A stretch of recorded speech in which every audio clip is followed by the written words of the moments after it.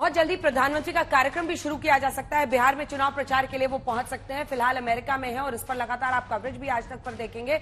लेकिन क्या कह रहा है ये बिहार जानने के लिए आइए आपको लिए चलते हैं बड़े वाले स्क्रीन पर, क्योंकि देश का मिजाज जो सर्वे हमने किया है उसमें किस तरह का आकलन बिहार के लिए किया जा रहा है वो भी हम आपको दिखाएंगे।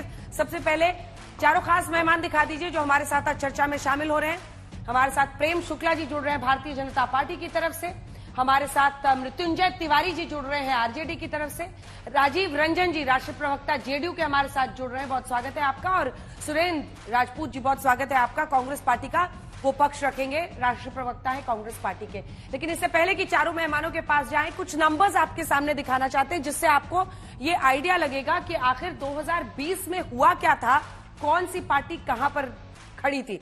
ये देखिए, अगर आप देखिए तो पार्टी वाइज हम आपको विधानसभा चुनाव में ये तो हम आपको स्ट्राइक रेट और परफॉर्मेंस दिखा रहे हैं। बीजेपी 110 सीटों पर लड़ी थी, दोनों साथ लड़े थे, आपको याद हो अगर, इन दोनों का साथ था। एनडीए में हम आपको दिखा रहे हैं बीजेपी, जेडीयू, वीआईपी और हम।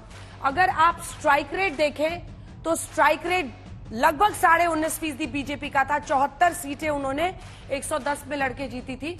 और ये माफ कीजिएगा, ये वोट शेयर है उनका, माफ कीजिएगा, स्ट्राइक रेट नहीं वोट शेयर है ये 19.46, 15.39 था जेडीयू का, उन्होंने 43। ये मतलब अगर आप देखिए ये वाला नंबर 43, तो सबसे बुरा परफॉर्मेंस पिछले 3-4 चुनावों में जेडीयू का यही रहा था। लोकसभा में उन्होंने फिर बेहतर किया। आप जल्दी से आपको विधानसभा में दिखा देते हैं 2020 में क्या हुआ था। महागठबंधन की तरफ से आरजेडी कांग्रेस एक साथ लड़ी थी, 23% वोट, सबसे ज्यादा वोट परसेंटेज आप देखिए आरजेडी को गया था, ये 23%, बहुत बड़ा नंबर है क्योंकि अलग अलग पार्टियां हैं, सब में वोट बढ़ जाता है। तो 23% के साथ ही वो टॉप पर थे। 144 सीट लड़कर 75 सीटें आई थी और 70 लड़कर 19 सीटें कांग्रेस पार्टी ने जीती थी। ऐसे ही लेफ्ट में आप देखिए 16।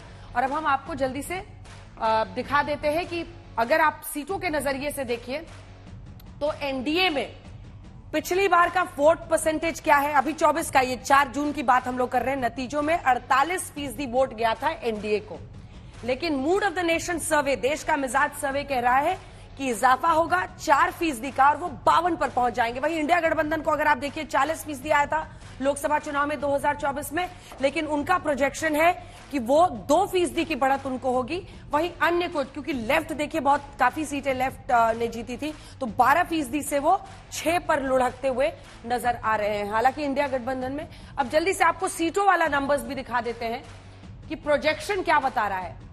30 लोकसभा सीटें जीती थी, अगर आपको याद हो, 5 के 5 एलजेपीआर चिराग पासवान ने जीत ली थी, 12-12 दोनों बीजेपी और जेडीयू को, 9 सीटें इंडिया गठबंधन की तरफ जिसमें से 4 आरजेडी की थी। ये देखिए 33 to 35, अगर अभी का हम लोकसभा को लेकर जो प्रोजेक्शन है मूड ऑफ द नेशन सर्वे का, वो ये बता रहा है कि अगर आज हो देश में चुनाव तो लोकसभा में 33 से 35 सीटें बीजेपी की और जेडीयू गठबंधन की आ सकते हैं। इस बार एलजेपीआर भी उनके साथ है। वहीं इंडिया गठबंधन के लिए 5 to 7 सीट्स का प्रोजेक्शन है, यानी 9 से गिरावट है। अब यहीं से सवाल की शुरुआत कर लेते हैं। प्रेम शुक्ला जी, ये तो मूड ऑफ द नेशन सर्वे है, 27 में यहाँ तो पल पल महीने महीने लोगों का मिजाज बदलता है और इसीलिए हम लोग ये सर्वे भी साल में 2 बार करते हैं, कभी उछाल कभी गिरावट। लेकिन कितने आश्वस्त हैं आप लोग, और क्या इस बात का ऐलान एनडीए के शीर्षस्थ नेता गण करेंगे कि नीतीश कुमार के ही नेतृत्व में उन्हीं के चेहरे पर आप लोग चुनाव लड़ेंगे? इसमें कोई संदेह ही नहीं है। नीतीश कुमार हमारे अत्यंत जो है प्रतिष्ठित, प्रभावी और साख वाले चेहरे हैं और केंद्र में आदरणीय नरेंद्र मोदी जी और राज्य में आदरणीय नीतीश कुमार, दोनों की साख जो है वो एकदम से जो है जनता के बीच दिलों में बैठी हुई साख है। ऐसे में ये दोनों ही चेहरे हमारे, केंद्र में मोदी जी और राज्य में नीतीश कुमार रहेंगे। और आप देख रहे हैं कि लोकसभा चुनाव के बाद लगातार, चाहे हरियाणा हो, चाहे महाराष्ट्र हो, चाहे दिल्ली हो, हर चुनाव दर चुनाव भारतीय जनता पार्टी और राष्ट्रीय जनतांत्रिक गठबंधन का प्रभाव बढ़ता जा रहा है। और आपके मूड ऑफ नेशन में भी स्पष्ट दिखाई दे रहा है कि जो 48% जो वोट था वो 52% हो रहा है और दोनों के बीच जो फासला है वो 42 और 52 यानी लगभग 10% का फासला। और 10% का फासला जो है जब आप सीटों में कन्वर्ट करती हैं तो बहुत बड़ा फासला होता है और ये साफ तौर पर दिखाई दे रहा है। लेकिन शुक्ला कि जी, नीतीश कुमार जी के शुक्ला जी, नेतृत्व में लेकिन बिहार भी एक NDA ऐसा को राज्य जो है जहां पर जबरदस्त लोकसभा, सफलता सुनिए ना, सुनिश्चित है। बिहार भी एक ऐसा राज्य है जहां पर लोकसभा और विधानसभा में लोगों का वोटिंग करने का तरीका एकदम बदल जाता है। अब देखिए ना, जिस साल में उन्होंने एक भी सीट नहीं दिया आरजेडी को, उस साल सबसे ज्यादा वोट परसेंटेज आप देखिए 19 में उनको 0 सीटें आई और फिर 20 में जब विधानसभा चुनाव हुआ तो सबसे ज्यादा वोट प्रतिशत सीटें वो ले गए आरजेडी वाले। तो जनता पलटती है, वो लोकसभा के हिसाब से चलती नहीं है। देखिए इसी तरह का प्रोजेक्शन, अंजना जी, इसी तरह का प्रोजेक्शन जो है 4 फरवरी के पहले जो है, इसी तरह का प्रोजेक्शन अभी 4 दिन पहले किया जा रहा था दिल्ली के बारे में भी। दिल्ली के बारे में भी हर कोई कहता था और ये सत्य भी था कि लोकसभा में 2014 में जो है भारतीय जनता पार्टी 7 सीट जीती, 2015 में जो है 67 आउट ऑफ 70 आम आदमी पार्टी जीत गई, 2019 में हम 7 सीट जीते, 2020 में जो है वो 62 सीटें जीत गई। लेकिन 2024 और 25 में आप देख रही हैं कि हम लोकसभा भी जीते और हमने विधानसभा भी जीती। तो यही मूड ऑफ नेशन लोगों ने देख लिया, भली बात सब परख लिया है। लोगों को पता है कि तेजस्वी यादव जो है वो नीतीश कुमार के विकल्प नहीं हो सकते हैं। नीतीश कुमार और तेजस्वी में पसेरी और पसंगा वाला अंतर है। आप तो जानती होंगी पसेरी और पसंगा में कितना अंतर होता है। भोजपुरी वालों को तो ये कम से कम मानदंड पता ही होगा। प्रेम शुक्ला जी, आप बने रहिए हमारे साथ, आपके साथ चर्चा करते ही रहेंगे। लेकिन मृत्युंजय तिवारी जी से जल्दी से एक रिएक्शन ले लेते हैं। मृत्युंजय तिवारी जी, संकेत ऐसे मिल रहे हैं और देखिए ये लोकसभा चुनाव के बाद से एक ट्रेंड देखा जा रहा है। ये ठीक है कि झारखंड हो या फिर जम्मू कश्मीर हो, वहां पर तो आप लोगों की सीटें आई, लेकिन जो बड़े राज्य थे उनमें बीजेपी को लेकर एक उत्साह दिख रहा है। चाहे महाराष्ट्र हो, अब उसके बाद बाकी 2 छोटे राज्य हैं हरियाणा और दिल्ली। ऐसे में क्या बिहार में भी चैलेंज बड़ा नहीं होगा इस बार? मतलब प्रधानमंत्री नरेंद्र मोदी की लोकप्रियता में और एनडीए बीजेपी के खासतौर पे सीटें लेकर एक अपवर्ड स्विंग दिख रहा है हमारे देश का मिजाज सर्वे में, वो आपके लिए चैलेंज होगा कि नहीं होगा? देखिए अंजना जी, हर चुनाव हर राजनीतिक दल के लिए एक चैलेंज है, चैलेंज के रूप में लेते हैं। लेकिन पड़ोसी राज्य कहिए या संयुक्त बिहार जब था, झारखंड भी बिहार के साथ था, उस झारखंड के चुनाव परिणाम ये बता रहे हैं कि वो झांकी है और बिहार में अभी बाकी है। झारखंड के चुनाव परिणाम का ही दोहराया जाएगा बिहार में चुनाव परिणाम। अब बीजेपी अति उत्साह में है, सत्ता के अहंकार में है, 20 वर्षों से यहां सरकार में एनडीए है, अगर 1-2 वर्षों 3 वर्षों को छोड़ दे। इसके बाद ये अपनी उपलब्धि नहीं बताते। अभी डबल इंजन में, एक इंजन अपराध में, एक इंजन भ्रष्टाचार में चरम पर है। इस पर कुछ नहीं बोलेंगे, काम क्या किया बोलेंगे नहीं। तेजस्वी यादव जी ने अपने 17 महीने के कार्यकाल में जब डिप्टी सीएम थे तो नौकरियों की भरमार कर दी। अब देखिए उछल कर एनडीए वाले थोड़ा न थे, दिखाइए इनको, दिखाइए तिवारी जी को। तिवारी जी, आप भी अपने दम पर थोड़ा न थे, आप दोनों की सबकी मजबूरी का तो नाम एक ही है। क्या है मजबूरी का नाम? बच्चे से बिहार में मैं पूछूंगी तो बता देगा कि बीजेपी और आरजेडी की मजबूरी का नाम क्या है। क्या है नाम? अंजना जी, मजबूरी का नाम अब कुछ नहीं है। अब जनता स्पष्ट तराजू के इस पर तौलेगी।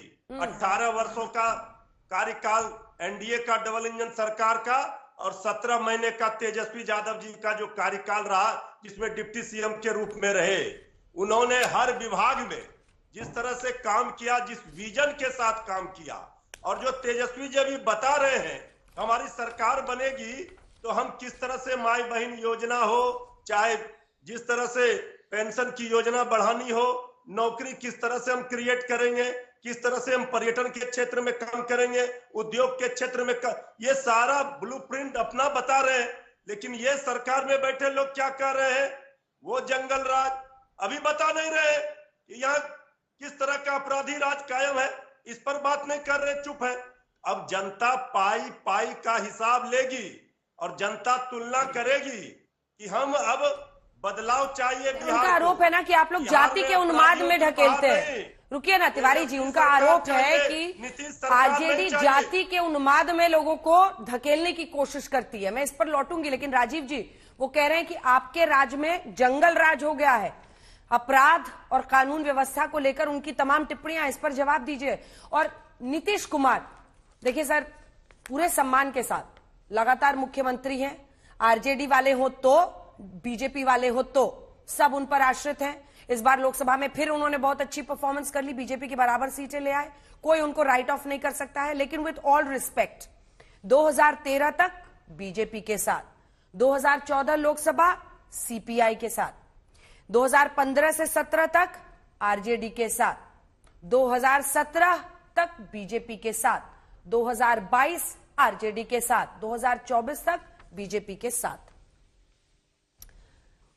इस पर कौन भरोसा करेगा? ऐसा रिपोर्ट कार्ड किसी का भी हो सकता है अंजना जी, किसी का भी रिपोर्ट कार्ड अगर ऐसा हो तो थोड़ा विश्वास करना मुश्किल होता है कि पता नहीं कब फिर। अंजना जी, भारतीय राजनीति में दो अलायंसेस के अगर किस्से आप देखेंगी तो ये जो रिपोर्ट कार्ड नीतीश कुमार जी का है, राजद ने किसके साथ कब रिश्ते बनाए, कब किसके साथ तोड़े, कांग्रेस ने कब किसको सुविधा के हिसाब से इस्तेमाल किया, कब उन्हें धक्के लगाकर बाहर निकाल दिया, टीएमसी से लेकर के तमाम दलों की कहानियां वहां दर्ज हैं।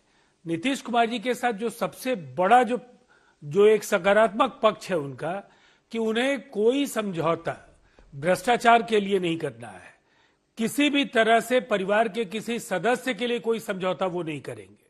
वो जो कुछ करेंगे बिहार के हित में करेंगे, और जो भी फैसले उन्होंने लिए वो बिहार की जनता के हित में लिए। बावजूद इसके उन्होंने स्पष्ट शब्दों में कई अवसरों पर इस बात को दोहराया कि वो एक गलत प्रयोग था, आरजेडी के साथ भविष्य में कभी नहीं जाएंगे। मैं गलती एक बार ना होती है, जो एक बार हो वो गलती कहलाती है। अंजना जी सुनिए ना राजीव जी, जो एक बार हो वो गलती कहलाती है, जो बार बार किया जाए उसको कैसे गलती कहेंगे?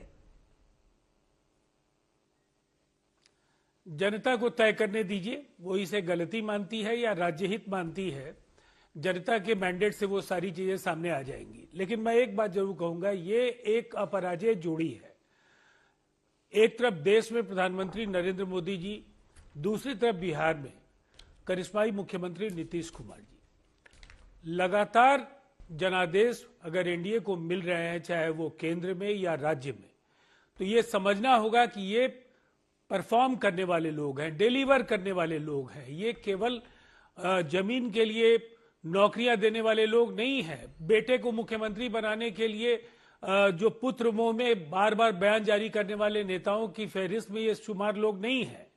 इन्होंने अगर कभी कुछ किया है तो देश और राज्य के लिए किया है। और मैं नीतीश कुमार जी के लिए एक बात जरूर कहना चाहूंगा कि जिस 17 महीने और भूल जाते हैं, ये 15 साल का जिक्र भी अब आप तो लालू जी को ही मृत्युंजय तिवारी और उनकी पूरी पार्टी भूल चुकी है। अब 15 साल के जो की उपलब्धियों पर कभी इनसे हम कहेंगे कि श्वेत पत्र जारी कर दीजिए तो शायद घिघी बन जाएगी आरजेडी के नेताओं की। देखिए, मैं एक बात जरूर कहना चाहूंगा, जनता बराबर जो सेवा के दो मॉडल हैं, इनके लिए सत्ता का मॉडल है, हमारे लिए सेवा का मॉडल है।